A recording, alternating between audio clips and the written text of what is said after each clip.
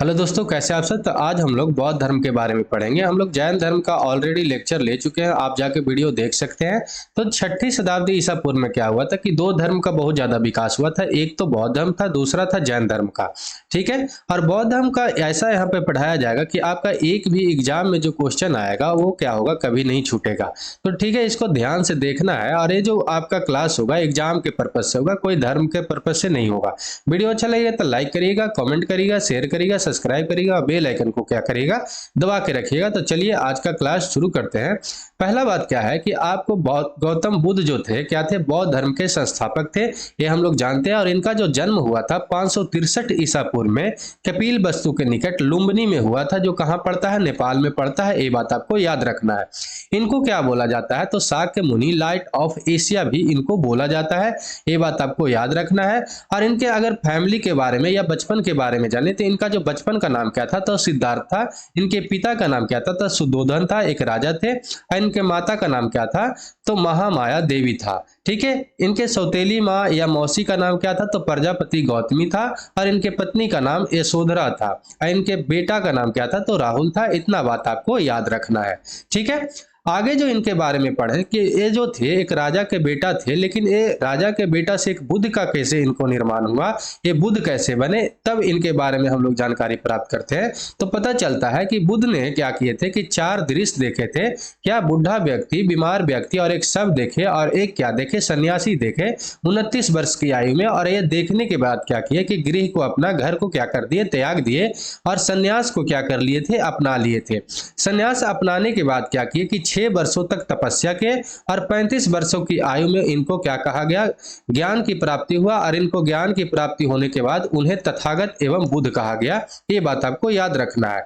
इनको ज्ञान की प्राप्ति कहाँ हुआ था, तो बोध गया में हुआ था, निरंजना नदी के तट पर, जिसको फल्गु नदी भी बोलते हैं। ठीक है। और एक पीपल के वृक्ष के नीचे हुआ था, और वैशाख के पूर्णिमा के दिन था वो। ठीक है। बौद्ध धर्म में क्या है कि त्रिरत्न है। कौन कौन सा है, तो बुद्ध है, धम्म है और संघ है। ठीक है। ये बात आपको याद रखना है। लेकिन बुद्ध ने ना तो अपर मार्ग को अपनाए थे, ना लोअर मार्ग को अपनाए थे। ये जो अपनाए थे मध्यम पाथ को अपनाए थे, मतलब कि मध्यम मार्ग को अपनाए थे। ये बात आपको याद रखना है। आगे इसमें जाने तो उन्होंने अपना प्रथम उपदेश दिए थे, उसको क्या बोलते हैं, तो धर्म चक्र परिवर्तन बोलते हैं। कहाँ पे दिए थे, सारनाथ में दिए थे। सारनाथ कहाँ पे है, तो यूपी जो काशी है वहां से 10 किलोमीटर की ही दूरी पे है, मतलब कि यूपी में है। ठीक है। महात्मा बुद्ध के जो उपदेशों में क्या था, ज्यादा से ज्यादा क्या था, व्यवहारिकता अधिक था। ये बात आपको याद रखना है, व्यवहारिकता पे वो ज्यादा ध्यान देते थे। महात्मा बुद्ध ने 4 आर्य सत्यों के प्रतिपादन किए थे। वो 4 आर्य सत्य कौन कौन था, तो दुख है, मतलब संसार में दुख है। समुदय मतलब दुख के कारण भी है। निरोध मतलब दुख के निवारण भी है। और मार्ग मतलब कि निवारण के लिए अष्टांगिक मार्ग दिए थे। और कौन सा अष्टांगिक मार्ग है, ये जाने तो सम्यक दृष्टि मतलब 4 आर्य सत्य में विश्वास करना, सम्यक संकल्प मानसिक एवं नैतिक विकास की प्रतिज्ञा करना, सम्यक वाक मतलब हानिकारक बातें और झूठ ना बोलना, सम्यक कर्म मतलब हानिकारक कर्म ना करना, सम्यक जीविका कोई भी स्पष्ट या अस्पष्ट हानिकारक व्यवहार ना करना, सम्यक व्यायाम मतलब अपने आप को सुधारने की कोशिश करना, सम्यक स्मृति स्पष्ट ज्ञान से देखने की मानसिक योग्यता पाने की कोशिश करना। ये इसका अष्टांगिक मार्ग था। ये बात आपको याद रखना है। आगे का जो बात है कि इनका प्रतीक और घटना से रिलेटेड क्वेश्चन बनता है, तो क्या होता है कि जन्म का प्रतीक क्या है, तो कमल एवं सांड है। दूसरा बात क्या है कि गृह त्याग का घोड़ा है। और ज्ञान का प्रतीक क्या है, तो पीपल, बोधि वृक्ष। और स्तूप का क्या है, तो इनका मृत्यु है। ठीक है। ये इनका प्रतीक था और इनके घटना से जुड़ा हुआ था। इनके बारे में जाने तो बौद्ध जो थे, बौद्ध धर्म जो था क्या था कि ईश्वर और आत्मा में विश्वास नहीं रखता था, इसलिए इसे अनिश्वरवादी, अनात्मवादी कहा गया है। ठीक है।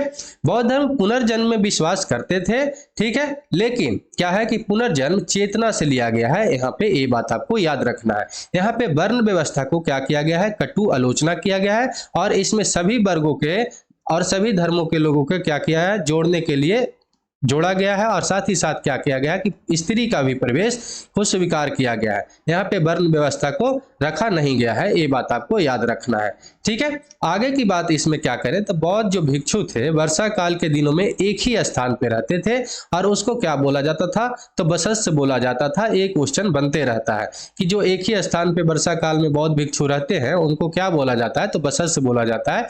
आपको बात याद रखना है, बसस्स बोला जाता है। ठीक है, आगे की बात याद करें तो इसमें यह जानकारी प्राप्त करें तो बौद्ध धर्म को बिंबिसार, अजातशत्रु, अशोक, कनिष्क, हर्षवर्धन इत्यादि राजों के द्वारा क्या किया गया था, राजाओं के द्वारा संरक्षण दिया गया था, संरक्षण प्राप्त किया गया था। ये बात आपको याद रखना है। आगे के इसमें क्या होता है कि 4 गो बौद्ध संगीति हुआ था और ये चारों बौद्ध संगीति के बारे में बार बार क्वेश्चन बनते रहता है।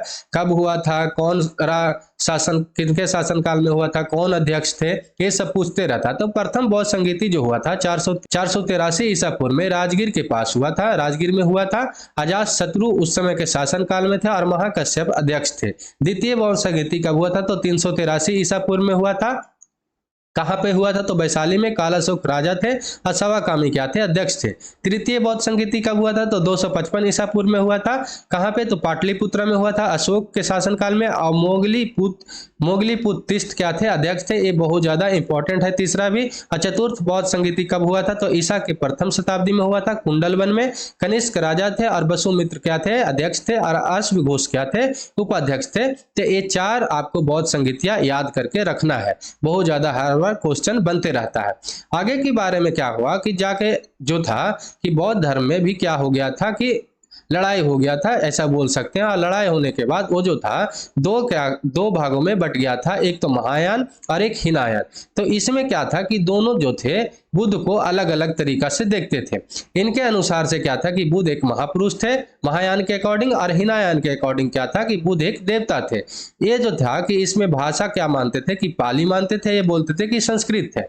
ठीक है, प्रतीक बंदर है, प्रतीक बिल्ली है, इसमें सर्वोच्च आदर्श अर्थ है और ये बोधिसत्व की अवधारणा है। ये बात आपको याद रखना है। ठीक है, आगे की बात जाने तो इसमें क्या है कि बौद्ध संघ में प्रविष्ट होने का उपसंपदा कहते हैं, ये बात आपको याद रखना है। और इसमें जानकारी प्राप्त करें तो क्या है कि सूत पिटक में उपदेश दिया गया है, विनय पिटक में क्या दिया गया है, संघ के नियम बताया गया है, और अधिधम पिटक में क्या दिया गया है, बौद्ध का दर्शन बताया गया है।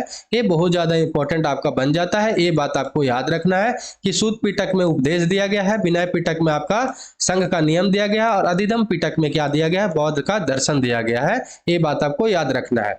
जातक जो है, जातकों में क्या है कि बुद्ध के पुनर्जन्म के काल्पनिक कथाएं लिखा हुआ है, ये भी बात आपको याद रखना है जातक में। ठीक है, ये बात हमेशा पूछते रखता है। और इसमें सबसे लास्ट में आपको क्या याद रखना है कि जो महात्मा बुद्ध का जो मृत्यु हुआ था, मतलब महात्मा बुद्ध का महापरिनिर्वाण हुआ था, वो कब हुआ था तो 483 ईसा पूर्व में। कहाँ पे हुआ था तो कुशीनगर में हुआ था, कुशीनगर के स्थान पे हुआ था महात्मा बुद्ध का महापरिनिर्वाण। तो चलिए इतना जानकारी आप प्राप्त रखिएगा, तो इसका जो क्वेश्चन आएगा इससे रिलेटेड लगभग सारा क्वेश्चन आप सोल्व करके चलाइएगा। तो चलिए आज के लिए इतना ही। वीडियो अच्छा लगा हो तो लाइक करिएगा, कमेंट करिएगा, शेयर करिएगा, सब्सक्राइब करिएगा और बेल आइकन को दबा के रखिएगा। तो जय हिंद, जय भारत।